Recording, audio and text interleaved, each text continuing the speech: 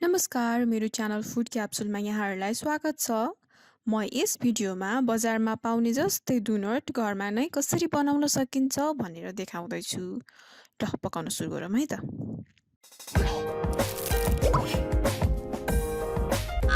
Doughnut बनाउनको लागि मैदाको पिठो प्रयोग हुन्छ।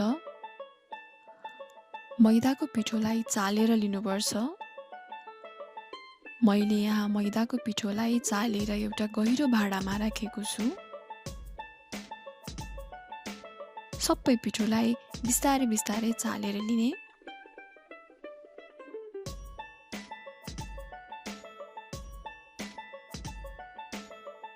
मैले 500 ग्राम मैदाको पिठो लिएको छु।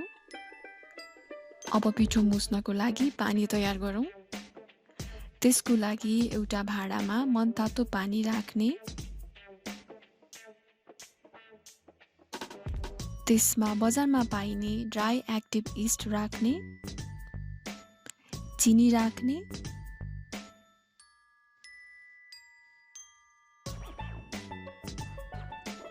र चिनी घुल्ने गरी मजाले चलाउने।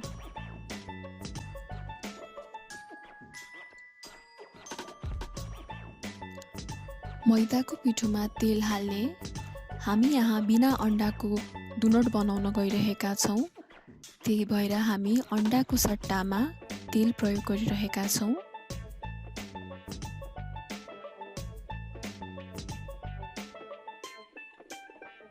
यसमा नुन हाल्ने र थोरै थोरै पानी मिसाउँदै पिठो मुछ्ने।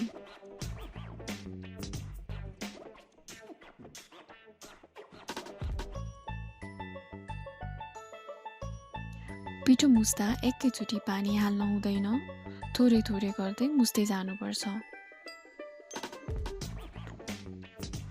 डोनट बनाउनको लागि गिलो डो तयार गर्नुपर्छ। यहाँ मैले 500 ग्राम मैदा मुस्नको लागि 400 ml पानीको प्रयोग गरेको छु र 10 मिनेटसम्म लगातार पिठो मुछ्ने। डो यतिको सम्म भएपछि तयार हुन्छ।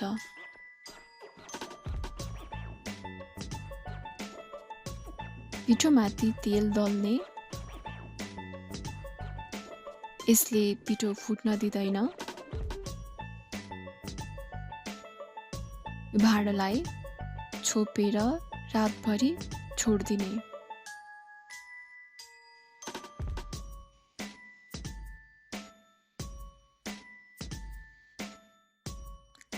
हेर्नुस् त डो फुलेर लगभग दोब्बर साइजको भइसकेछ। अब यो डोनट बनाउनको लागि रेडी भयो।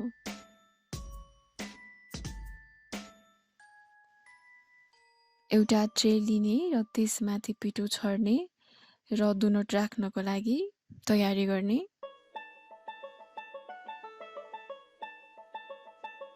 डोमाथि पिठो छर्ने र हातमा पिठो लिँदै बिस्तारै छेउछेउबाट डोलाई उब्काउने। यसरी पिठो छर्नाले हातमा डो टाँसिँदैन र सजिलोसँग डो छुट्टिन्छ।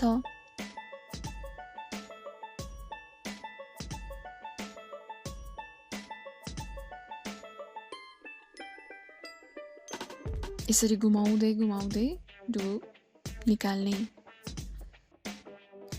किचन टप अथवा टेबलमाथि सुक्खा पिठो छर्कने। यसले डोलाई टाँसिन दिँदैन र अब डोलाई पिठोमाथि राख्ने।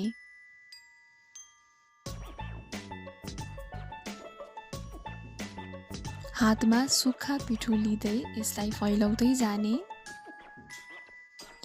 यसको मोटाइ आधा इन्ची जति भएपछि यो तयार भयो। माथिबाट पिठो छर्कने र अब डोनट काट्ने। मैले यहाँ कपको प्रयोग गरेको छु। तपाईले घरमा भएको ग्लास अथवा कचौराले डोनट काट्न सक्नुहुन्छ। एउटा बोतलको बिर्कोको मद्दतले मैले बिचको भागलाई पनि काटेँ।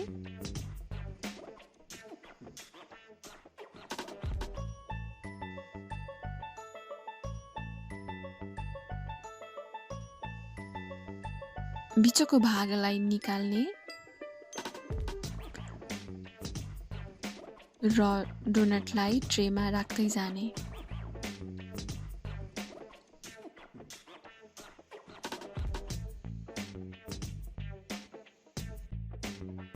बाँकी भएको डोबाट फेरि यसै गरी डोनट बनाउँदै जाने।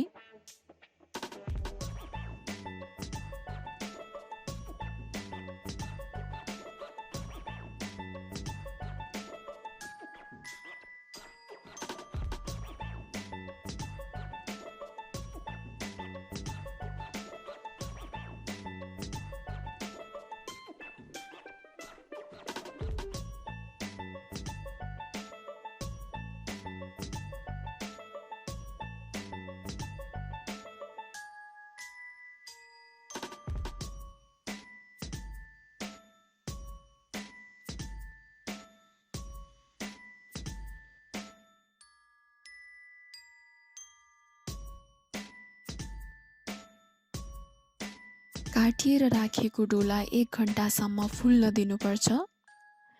त्यसपछि मात्र यो फ्राई गर्नको लागि रेडी हुन्छ। डोनट फ्राई गर्नको लागि एउटा भाँडामा तेल तताउने। यसमा सानो डो हाल्दाखेरि यदि त्यो सतहमा तैरेर माथि आउँछ भने तेल फ्राई गर्नको लागि रेडी भयो। हामीलाई डोनट फ्राई गर्नको लागि तेल ठिक्कको तातो चाहिन्छ।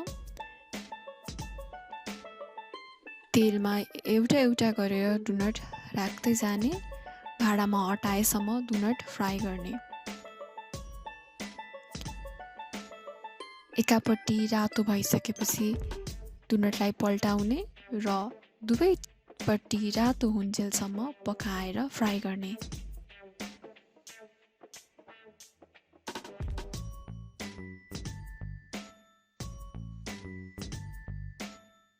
यसै गरी सबै डोनटलाई फ्राई गर्ने।